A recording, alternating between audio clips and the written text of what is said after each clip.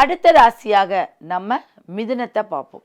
மிதுனம் அப்படின்னா குரு உட்கார்ந்துருக்காரு. இப்போ மிதுனத்தில் குரு வந்தால் ரொம்ப ஆதிக்கமாக உட்கார்ந்துருக்காரு. ஏன்னா அவங்க 2 பேரும் சேரும் காலம் என்னெல்லாம் நடக்கும் அப்படின்னா, ஒற்றுமை, புது விஷயங்கள், புதியவை, இது எல்லாமே நடக்கும்.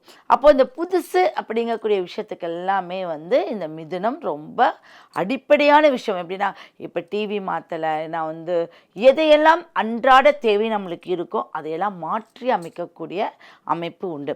பழைய நகையை போட்டு புது நகைகளை நீங்கள் எடுக்கக்கூடிய அமைப்பு இருக்குது. இல்லை நகைகள் பேங்க்லேயே இருக்குது, என்னால் மீட்க முடியலன்னா கண்டிப்பாக மீட்கக்கூடிய அமைப்பு. ஏன்னா குரு பகவானை பொன்னவன். அப்போ அவர் பொன் பொருள் சேர்க்கக்கூடிய அமைப்பு. அப்போ புதன் பகவான் என்ன அப்படின்னா அவதார புருஷன் திருமால். அப்போ இந்த திருமாலோடைய அம்சம் தான் மகாலட்சுமி. அப்போ உங்களுக்கு மகாலட்சுமி அம்சம் கண்டிப்பாக வந்துடும்.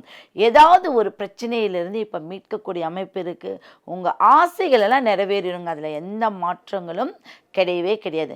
நீங்கள் என்ன பண்ணணும் அப்படின்னா, உங்கள் வீட்டுடைய மாடி உயரமான ஒரு இடம் இருக்கு இல்லையா, அந்த உயரமான ஒரு இடத்துல நீங்கள் 2 தீபம் சூரியனுக்கும் சந்திரனுக்கும் இரவில் ஏற்ற வேணும். சூரியனுக்கும் சந்திரனுக்கும் உயரமான ஒரு இடத்துல நீங்கள் தீபம் ஏற்றி வரும்போது உங்கள் உயர்வு என்னைக்கும் கீழே இறங்கவே இறங்காது. இதை நீங்கள் செஞ்சு பார்த்துட்டு வாங்க. 100% உங்களுக்கு ஒரு நல்ல ஒரு பலன் கிடைக்கக்கூடிய அமைப்பு இருக்குது.